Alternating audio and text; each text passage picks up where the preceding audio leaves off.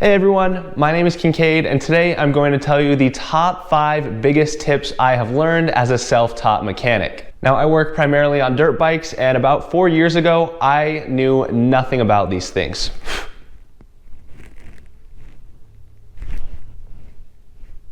I think I got him.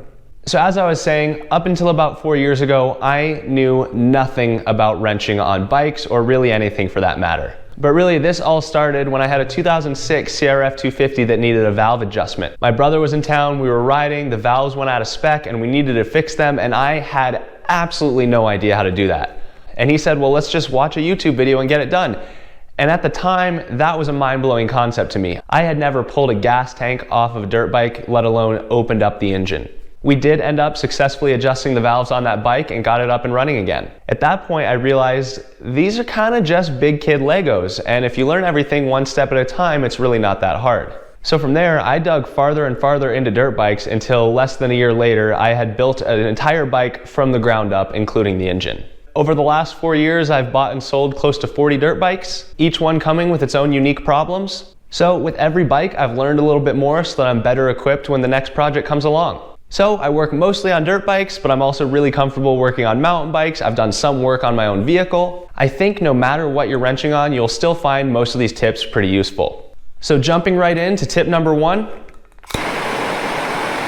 This is a MAPP gas torch. You can of course get these in propane as well. I'm sure you've seen the blue cans. This is arguably one of the most used tools in my shop, especially when I'm wrenching on old, worn out dirt bikes that have been neglected. Anytime a bolt or bearing is seized before applying excessive force, this is always my first move. Using a torch allows the different metals to expand, especially if you're working with aluminum, say a steel bearing and an aluminum case. The aluminum will expand much more quickly than the steel when heated up, loosening up that bearing and allowing it to come out.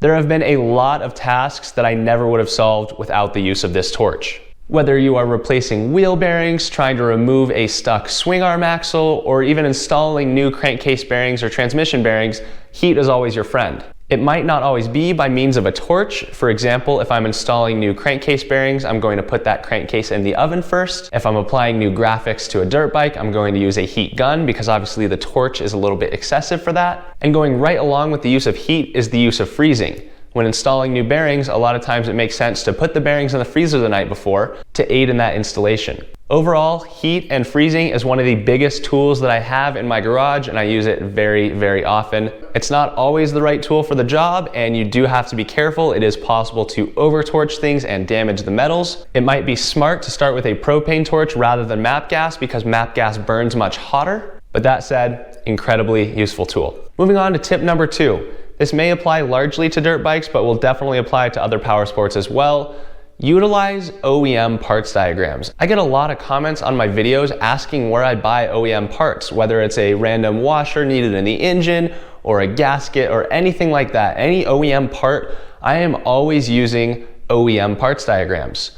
For dirt bikes, they're super easy to find. I generally use motosport.com or RockyMountainATVMC.com. You can simply put in the year, make, model of your bike and pull up the OEM parts diagrams. Whenever I'm building a bike, I actually print out those diagrams in their entirety so that I can see exactly what's supposed to be in the engine and other parts of the bike and make sure that I don't miss anything. I think a lot of people might go onto these websites and not realize there's a direct OEM parts search where you can find OEM parts diagrams and find the part you're looking for from there, and instead just use the search bar. You're never going to find what you're looking for just using the search bar on these websites. You do need to go into these diagrams to find what you're looking for.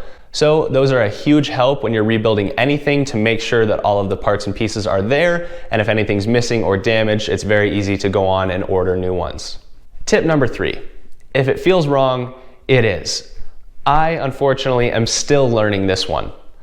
There have been countless projects I'm working on where I am applying excessive force to something that just doesn't feel quite right. I'm going to give a few examples here. One of my previous bikes was a 2006 Honda CRF 450X, and I damaged the brake pedal, so I had to replace it.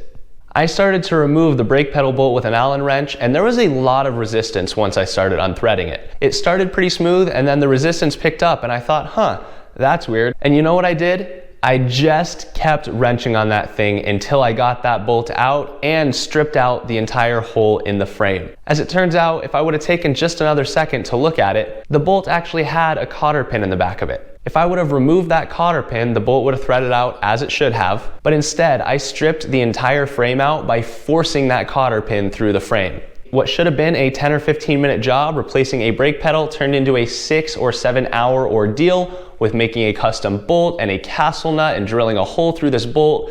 I had another example where I was splitting an engine case and I checked it over, I looked twice and I said, yep, all the crankcase bolts are out. So I put my crankcase splitter on and start splitting the case. And the back half of the case just won't open. And I'm thinking, I know I checked, all those crankcase bolts are out, and I kept applying pressure, until finally I'm like, this thing really should be going. I took a third check at the crankcase, there was a bolt I missed. I was incredibly lucky with that one that I did not damage the case. Everything actually turned out okay in that, but I could have destroyed an entire crankcase with that mistake. These are just two quick examples, but essentially when working on dirt bikes, cars, bicycles, you name it, anything that's supposed to go together generally is pretty smooth. Of course, there are different torque specs and heavily torqued bolts and things that will take excessive force to loosen up for the first time. And this is on a case-by-case basis. But at the very core of it, if something feels like it's more difficult than it should be, most of the time it is, and you're doing something wrong. Tip number 4, buy tools when you need them. I know it can be a hard pill to swallow and tools aren't cheap, but whenever I need a specialty tool, I just factor that into the cost of whatever I'm working on and realize that it's something I'm going to have forever. There are some tools that I've found aren't worth buying and I just use my kind of DIY method to get it done, but there are some jobs that to get done by jerry-rigging will take hours when with the proper tool will take minutes. It's really a judgment call and of course depends on your financial situation. I personally own 0 Snap-on or name brand tools. All of my tools get the job done for me very well. There are some tools that I will spend a little bit more money on depending what it is. For example, my torque wrench, I bought a decent one. I actually have an Icon torque wrench from Harbor Freight, which I did a lot of research on before I bought it, is comparable to Snap-on at still a fraction of the price. So the bottom line for this one is you can get a lot of things done without use of the proper tools, but using proper tools will not only save you time, they will get the job done better and leave your machine in a better state. So that's tip number 4. When you need a tool, just suck it up and go buy it. And this leads into my last tip, tip number 5, and this kind of goes along with my initial story of how I started with a valve adjustment and then ended up doing frame up dirt bike builds. Nothing is outside of your ability. I'm entirely self-taught at this. My dad has actually been working on bikes his whole life, but growing up I was never really very interested in it and didn't learn much from him. Once I got a little older and started to get involved in this, I know I can call my dad when I have specific questions, which has been very helpful. But overall, the majority of what I have learned is from watching YouTube videos, reading service manuals, and just trying to think logically.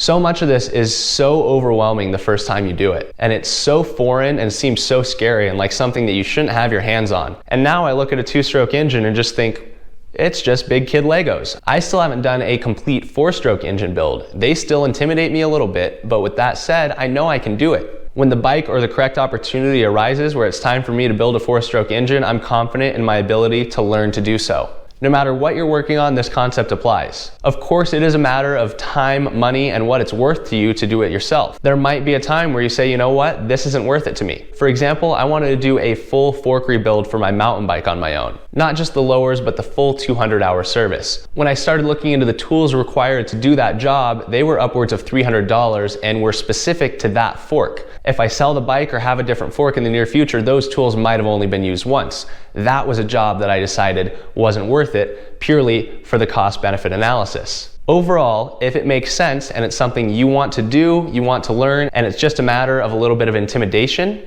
you can do that job. Those are the main things I've learned in the last 4 years becoming a self-taught mechanic. I really hope you find some of these tips helpful and can utilize these while working in your shop. If you have any questions at all, feel free to leave them in the comment section below. I love responding to your comments. I'm always posting short format content on Instagram and TikTok as well. I will put those links in the description if you would like to check out those profiles. Thank you guys so much for watching, and I'll talk to you guys soon with another video.